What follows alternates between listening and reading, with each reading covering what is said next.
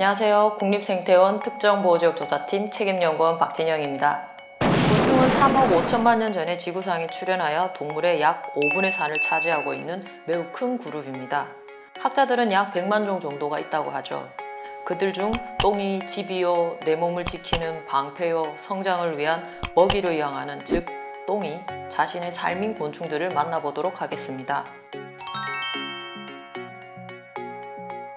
많은 곤충들 중에 잎벌레과 통잎벌레 종류와 큰가슴 잎벌레 종류는 동글동글하게 생긴 생김새 때문에 대부분 무당벌레로 착각하기도 하는데요. 그중 통잎벌레 종류는 성충과 유충의 생태가 다르고 사육이 까다로워서 알려진 것이 많이 없습니다. 그렇다면 통잎벌레 종류에게 똥은 어떤 존재일까요? 주로 식물의 잎을 먹고 사는 통잎벌레 종류는 독특하게 알을 낳는 특성이 있습니다. 암컷이 알에 똥을 묻힌 후 땅에 흩뿌려 놨죠. 마치 우리 눈에는 씨앗처럼 보인답니다.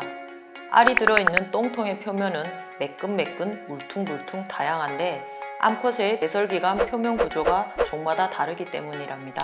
그렇다면 이들이 도대체 똥통을 만든 이유는 무엇일까요? 바로 유충에게 안전한 집을 제공하기 위해서랍니다.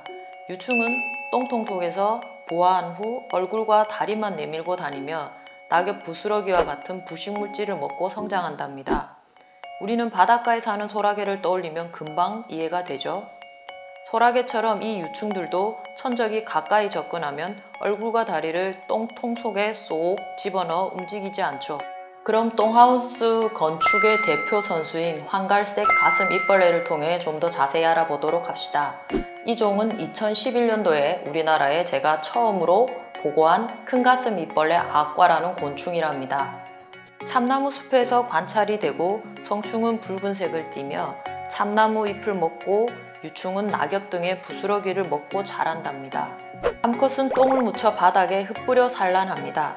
사육을 하다 보면 알을 낳은 뒤 똥을 묻혀 감싸는 모습이 종종 관찰되기도 한답니다.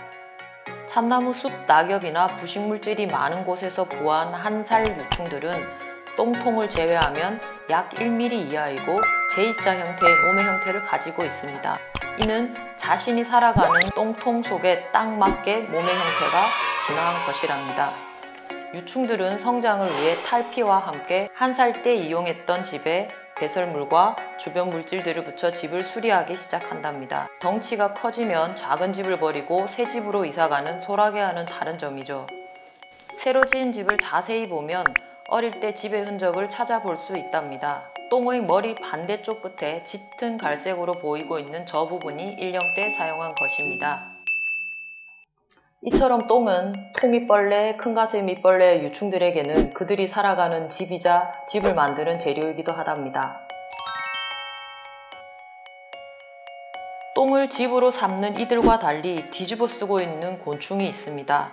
긴가슴 잎벌레 종류의 유충들은 자신의 똥을 등에 올려놓고 다니는 반면에 성충의 모습이 거북이나 남생이를 닮았다 하여 붙여진 남생이 잎벌레류의 유충은 배마디 끝부분에 허물과 똥을 섞어 올려 마치 우리가 보면 우산을 쓴 듯한 모습을 하고 있습니다. 그렇다면 이들은 똥을 어떻게 등 뒤로 올릴 수 있게 되었을까요? 긴가슴 종류의 유충의 항문은 등 쪽을 향해 있어 똥을 등 위로 보내는 것이 가능하답니다. 반면 남생이 잎벌레류는 다른 잎벌레 유충과는 달리 10번째 배마디가 등 쪽으로 훨씬 길게 올라와 있어 똥을 더 잘 쌓을 수가 있습니다. 이처럼 이들 유충은 식물의 잎 위에서 생활하기 때문에 천적들에게 노출되기 쉬워 각자의 대응 방식으로 진화한 것이라고 할 수 있죠. 이들에게 똥은 자신을 지키는 방패가 되어준답니다. 똥을 앞에 본 것과 같이 방패로 이용하는 곤충과 달리 똥을 먹이로 이용하고 있는 곤충이 있답니다. 그들의 가장 대표적인 게 솥동구리 종류랍니다. 그리고 최근 솥동구리로 잘못되어 한바탕 매스컴의 주인공이 된 보라 금풍뎅이도 있습니다. 똥을 먹지만 보랏빛 금속 감택을 가진 매우 예쁜 금풍뎅이 종류입니다. 그리고 멸종위기 2급인 애기뿔 솥동구리도 빠질 수 없습니다. 애기뿔 솥동구리는 솥똥을 굴리는 종류가 아닌 솥똥 속에 들어가 똥을 먹는 종이죠. 암컷 수컷이 협동하고 땅속의 속동 경단에 알을 낳고 유충은 그 똥을 먹으며 성장하는 특징이 있습니다. 이와 비슷한 습성을 가진 조금 더 큰 뿔 솥동구리도 있습니다. 수컷의 큰 뿔이 매우 멋있죠. 그런데 이제 뿔 솥동구리조차 관찰하기 너무 어려워졌습니다. 바로 항생제, 사료를 쓰지 않고 방목하며 소를 키우는 농가들이 점점 줄어들고 있기 때문이죠.